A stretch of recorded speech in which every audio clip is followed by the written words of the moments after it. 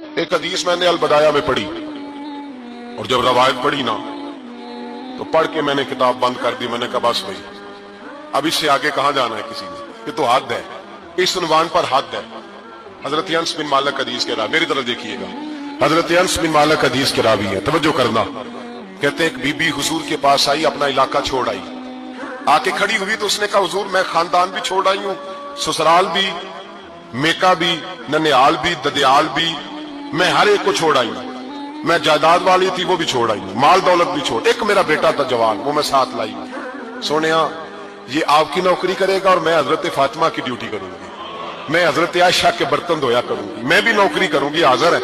فرماتے ہیں رسول پاک نے بچہ اصحاب صفہ میں رکھ لیا, اصحاب صفہ, اور بی بی کو نبی پاک صلی اللہ علیہ وسلم نے عورتوں کے ساتھ متعین کیا. حضرت انس کہتے ہیں وہ نوجوان بڑا پیارا, بڑا میٹھا, بڑا دھیما, بڑا وفاشار, وہ سبق اچھی طرح یاد کرتا, وہ نماز دلچسپی سے پڑھتا, وہ حضور کی باتوں کو غور سے سنتا, وہ رسیلا, وہ سنجیدہ, وہ کم گو, وہ میٹھا, وہ پیارا. کہتے ہیں بڑی دل کشا طبیعت, اس کی مقناطیسی سی شخصیت, طبیعت کھنچی چلی جائے اس کی طرف, بڑا حسین و جمیل وہ نوجوان.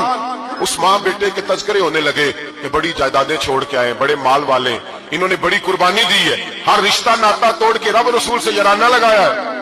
اللہ بڑا بے نیاز ہے. بچہ بیمار ہو گیا, شدید علیل ہوا. حضرت انس بن مالک فرماتے ہیں ہم قریب جا کے بیٹھے تیمارداری کرنے تو اتنا علیل ہوا, اتنا علیل ہوا کہ اس کا وجود کانپنے لگا. کہتے ہیں کچھ ہی دیر گزری تو اس نے کلمہ پڑھا, روح پرواز کر گئی, روح پرواز کر گئی, سننا روح پرواز کر گئی. کہتے ہیں نبی پاک صلی اللہ علیہ وسلم کو بلایا, حضور آئے تو آنکھوں میں آنسو.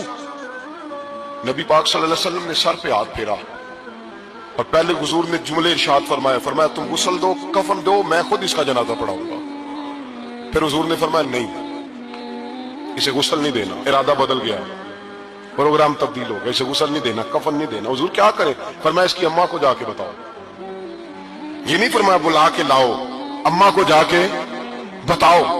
حضرت انس کہتے ہیں میں نے کوئی نرالا سے رنگ دیکھا, کوئی منفرد سا انداز دیکھا, ہمیں بھیج دیا اماں کو بلاؤ, اور خود نبی پاک اس کمرے سے نکل گئے اور حضور کے آنسو بھی یکدم خشک ہو گئے, مزاج بدل گیا, پریشانی بدل. اماں کو بلاؤ اس کی.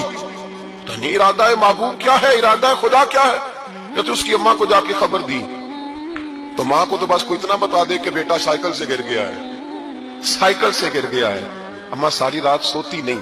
ایک شاعر نے کہا تھا ایک مدت ہوئی میری ماں نہیں سوئی, میں نے ایک رات کہا تھا مجھے ڈر لگتا ہے, ایک رات کہا تھا مجھے ڈر لگتا ہے. یہ اپنے اپنے رنگ ہوتے ہیں, اپنا اپنا انداز ہوتا ہے. رمضان شریف کا مہینہ آتا تو میری اماں جی کہاں گری کا تیل منگاتی, چیزیں منگاتی, اور پھر زبردستی میں منع کرتا کہ اماں جی نہیں آپ کیا کر رہی ہیں, میں تو تیل ویسے بھی ذرا کم استعمال کرتا ہوں, تو رگڑ رگڑ کے, اور نہیں کتابیں بڑی موٹی ہیں, فلاں چیز بڑی موٹی, اس کا رنگ تھوڑا نرالا ہے.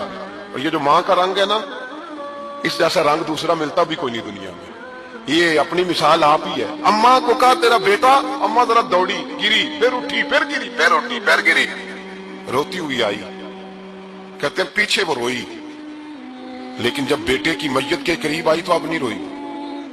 کہتے ہیں ہمارے چہروں پہ نظر دے ڈالی اور کہنے لگی تمہارا کلاس فیلو فوت ہو گیا, واقعی چلا گیا ہے. کہاں پردہ کر, واقعی کہاں. کہتے ہیں اماں نا زمین پہ بیٹھی اور پہلے اس نے بیٹے کے پیر اٹھا کے چومے, پھر سینے پہ رکھے, پھر وہاں سے اٹھی اور ادھر آئی, سر سجدے میں رکھا اور دونوں ہاتھ اٹھا کے کہنے لگی اے اللہ میں دولت کے لیے ایمان نہیں لائی تھی, اے اللہ میں جائیدادوں کے لیے کلمہ نہیں پڑھا تھا, مولا میں تیری بارگاہ میں آئی تھی تو میں تیرے اور تیرے رسول کو مان کر آئی تھی.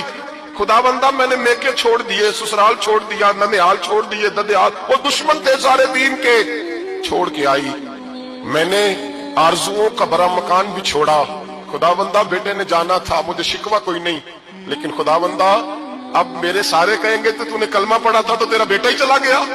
اے اللہ کی اگر نے دل مسلم کی دل جوئی نہیں, تانا دیں گے بت کے مسلم کا خدا کوئی نہیں.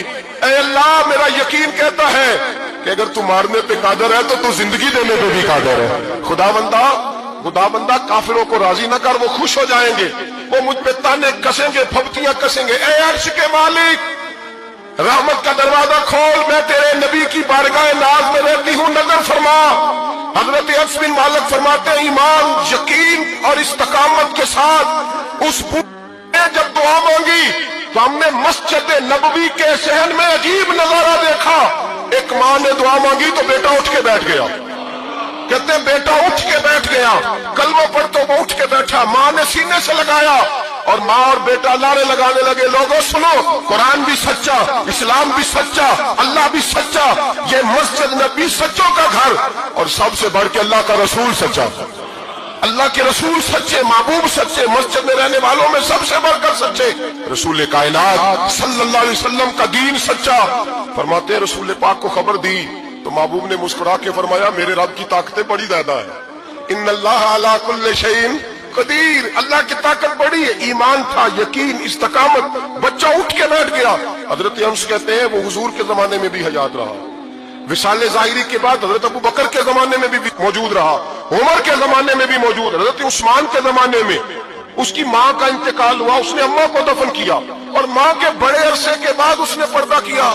जब हम उसकी तरफ देखते थे ना, देखते उसकी तरफ थे, पर हमें उसकी अम्मा का ईमान याद आ जाता था, हमें यकीन, ओ भाई कभी तूने रब करीम की बारगाह में सर सजदे में रख के मांगा ही नहीं, तू कभी आया ही नहीं, वरना उसके दरवाजे से कोई खाली जा सकता, सवाल ही नहीं पैदा होता, कोई खाली जाए, कोई जाता ही नहीं, वो भेजता ही नहीं, उसका अंदाज ही नहीं, उसका ये